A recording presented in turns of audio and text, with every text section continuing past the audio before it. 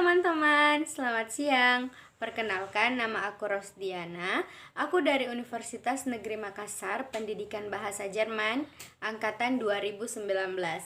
Pada video kali ini, aku bersama rekan kelompokku Fikri Fausan akan menjelaskan mengenai ekspresionisme. Disimak baik-baik ya penjelasannya. Ekspresionisme adalah aliran seni rupa yang menganggap bahwa seni merupakan sesuatu yang keluar dari diri seniman, bukan dari peniruan alam dunia.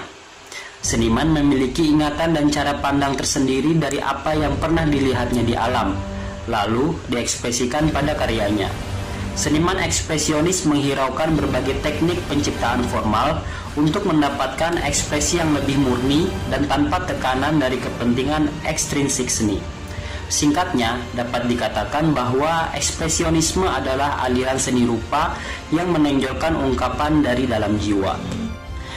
Meskipun begitu, biasanya seorang ekspresionis tetap memiliki kemampuan teknis yang hebat dan sensibilitas tinggi terhadap isu-isu seni, baik secara langsung seperti mempelajarinya sendiri, maupun secara tidak langsung yang berarti terpengaruh dari lingkungannya yang kaya akan khazanah seni.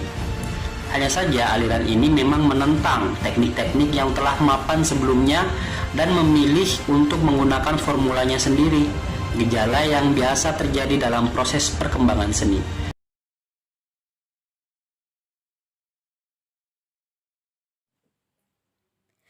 Ekspresionisme muncul di berbagai kota di seluruh Jerman sebagai tanggapan terhadap kecemasan yang tersebar luas tentang hubungan manusia yang semakin tidak harmonis dengan alam dunia.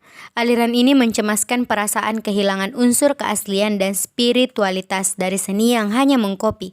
Ekspresionisme muncul sebagai bagian dari reaksi terhadap impresionisme dan seni akademik klasik yang sudah mencapai puncak artistik yang mapan, yang dianggap terlalu kaku karena hanya meniru alam. Ekspresionisme sangat diilhami oleh aliran simbolisme. Pada seni abad ke-19, Vincent van Gogh, Edvard Munch, dan James Ensor adalah seniman-seniman yang sangat berpengaruh pada munculnya aliran ekspresionisme. Gerakan aliran ekspresionisme berlangsung dari sekitar 1905 hingga 1920 dan menyebar ke seluruh Eropa, bahkan dunia. Pengaruhnya akan terasa sepanjang sisa abad ini dalam seni Jerman. Teknologi baru dan upaya urbanisasi besar-besaran mengubah pandangan masyarakat dunia, sehingga para ekspresionis ingin mencerminkan dampak psikologis dari perkembangan tersebut. Cara yang mereka lakukan adalah dengan menjauh dari meniru apa yang mereka lihat, ke arah ekspresi, emosional, dan psikologis tentang bagaimana dunia mempengaruhi mereka dalam karyanya.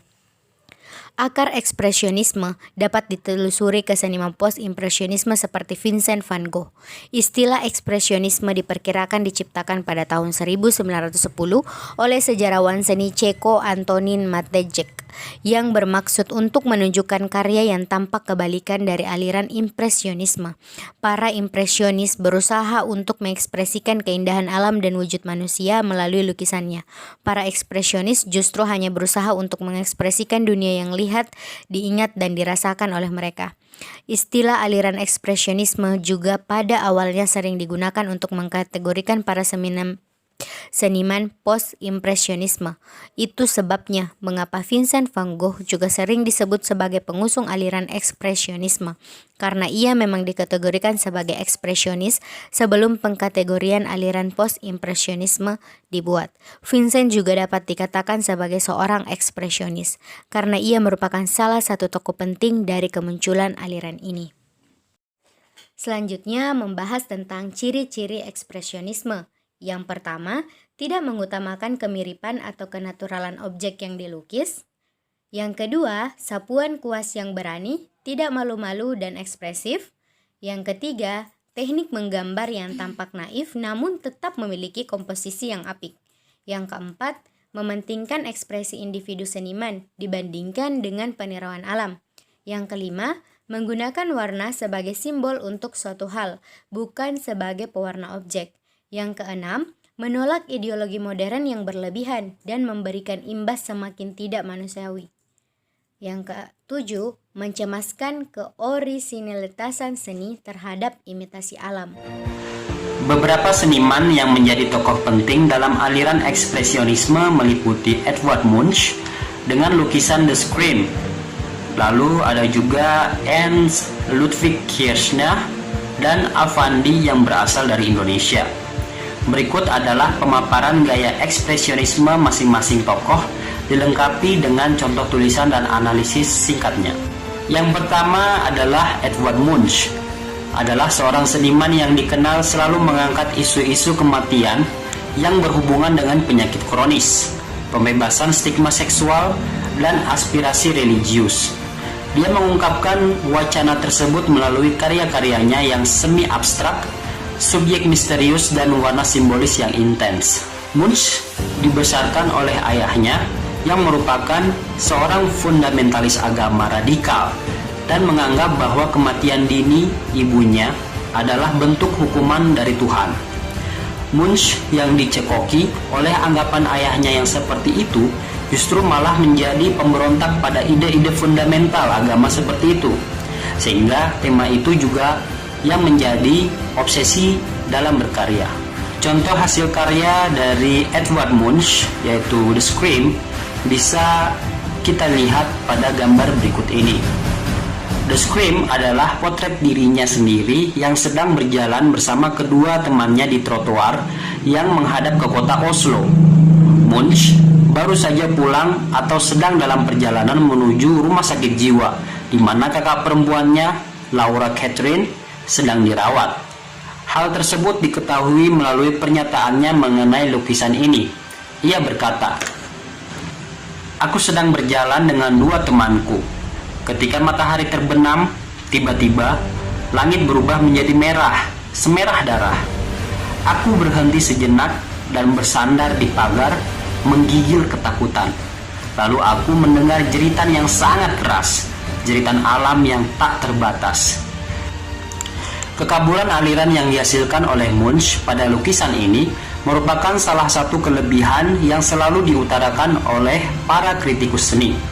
Langit dan awan pada lukisan ini mengingatkan kita pada karya Starry Night dari Van Gogh. Namun, kita juga dapat menemukan elemen estetika dari aliran fauvisme, ekspresionisme, dan surrealisme yang muncul berbarengan dengan lukisan ini. Berikutnya adalah Ernst Ludwig Kirchner. Dia adalah sosok pemimpin kelompok seni di Brücke yang berkembang di Dresden dan Berlin sebelum Perang Dunia Pertama. Ia dianggap sebagai salah satu seniman ekspresionisme yang paling berbakat di Jerman. Ia membentuk kelompok tersebut karena termotivasi oleh pandangan manusia di dunia modern dan perasaan kehilangan wacana spiritualitas dan orisinalitas. Ia menolak gaya akademik dan ide dari dunia modern yang dianggap sebagai tidak memanusia. Saat Perang Dunia Pertama berlangsung, Kirchner mengasingkan diri di Davos, Swiss. Di sana, ia menghasilkan banyak karya lukis, namun karyanya tidak berhasil menarik perhatian dunia seni mainstream Jerman. Ketika Nazi menguasai Jerman di awal tahun 1930-an, dia juga menjadi korban kampanye Nazi yang ingin memusnahkan kemerosotan seni. Depresi dan tertekan, ia akhirnya memutuskan untuk bunuh diri. Berikut ini merupakan karya seni yang diciptakan oleh Kirchner, yaitu lukisan ekspresionis Marcella. Model pada lukisan ini adalah seorang gadis bernama Marcella, putri dari seorang janda yang bekerja di sirkus yang Kirchner kunjungi. Marcella adalah penggambaran yang provokatif terhadap seorang gadis muda yang bahkan belum melewati masa pubernya. Warna-warna kontras yang tidak wajar pada wajahnya dan bahasa tubuh posenya yang menirukan pose dewasa menyimbolkan kedewasaan yang dipalsukan. Ernst mungkin prihatin dengan keadaan anak-anak yang kehilangan masa kanak-kanaknya karena imbas dari kehidupan modern. Lukisan itu adalah contoh teknik sketsa cepat yang digunakan oleh anggota di Brücke. Teknik tersebut dinyatakan oleh mereka dapat menangkap ekspresi dan jiwa sebenarnya dari subjek. Melalui sapuan kuas yang spontan, seluruh ekspresi alami dari model akan tergambar lebih murni.